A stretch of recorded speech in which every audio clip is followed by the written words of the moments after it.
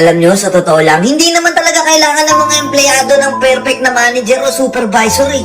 Ang kailangan ng mga yan, yung masayang leader sa kumpanya na ipaparamdam sa kanila na exciting pumasok araw-araw. Diba? Sino ba naman gusto ritong pumasok sa trabaho nila na pagpasok nila salubong agad sa kanila ng manager nila o bisor nila nakasimangot agad?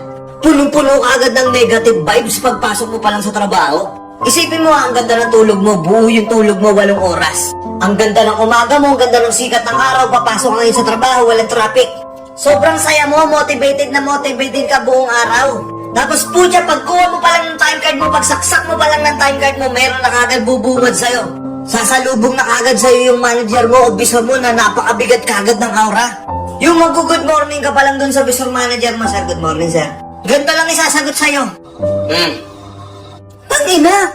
Hindi naman sa pagiging demanding, syempre empleyado ka. Siya pa rin yung masusunod, siya yung bisor, siya yung manager, wala kang magagawa. Pero minsan magtataka yung ibang may-ari ng kumpanya bakit parang nauubos yung empleyado nila. Bakit napakaraming umaalis sa trabaho? Kasi putang ina, papasok ka pa lang, gusto mo nang umuwi. Yung inipon mong lakas ng loob sa umaga para lang maging motivated ka maghapon sa trabaho. Putya, pagpasok mo pa lang, di ka pa nagsisimula mag-duty, gusto mo nang umuwi. Hindi ka na pumapasok dahil excited ka, dahil natanggap ka sa trabaho, sobrang saya mo, another fucking opportunity na naman sa buhay. Hindi. Kaya ka na lang pumapasok kasi para kumita, para sumahod. Pumapasok ka na lang para sa pera. Ito yung madalas na sinasabi ng iba. Hindi mahalaga kung malaki yung sahod mo o hindi. As long as masaya at healthy yung environment at community mo sa loob ng trabaho, magtatagal ka.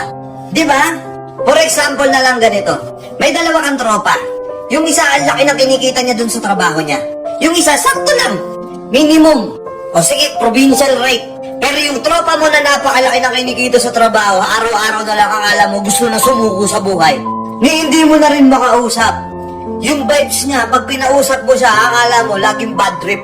Na tipong kakauwi niya lang galing sa trabaho. Hindi mo makausap kasi sobrang dilim ng aura sa paligid niya. Na magtataka ka, kahit papasok pa lang siya sa trabaho, wala pang nangyayari, bad trip na. Tapos yung tropa mo na simple lang yung sahod, magkano lang, tapos tamang minimum lang yung sahod, putya, sobrang saya. Sobrang happy. Akala mo hindi tumatanda. Gustong gusto niyang pumasok, okay lang sa kanya kahit libre na yung OT, kahit mag-charity pa siya sa umaga, okay lang. Ganadong-ganado siya pumasok kasi yung environment doon sa loob ng opisina nila, yung bisor o manager nila, sobrang good vibes lang sa trabaho. Pinaparamdam sa kanila na exciting pumasok araw-araw. Nagets niyo yung punto? Ikaw, tatanungin kita. Kung anong isasagot mo dito sa comment section, malalaman ko kung anong klaseng tao ka.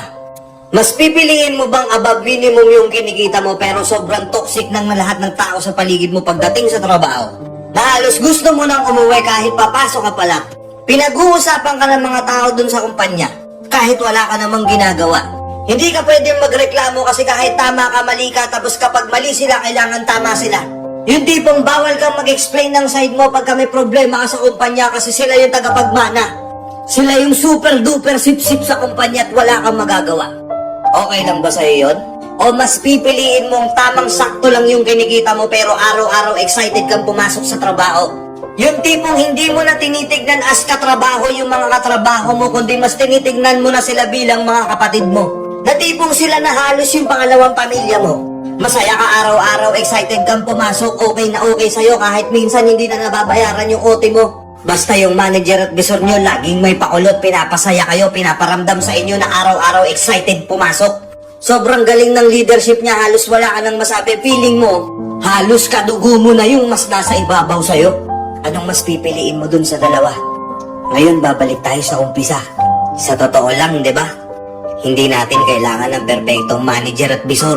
Ang kailangan natin yung leader na mapaparamdam sa atin na excited tayong pumasok araw-araw. At yun yung reality. Yun yung real talk. Hindi lang kasi masabi ng ibang tao kasi natatakot sila baka tanggalin sila sa trabaho. Nakuha nyo? Yun lang. Peace out. Let's go.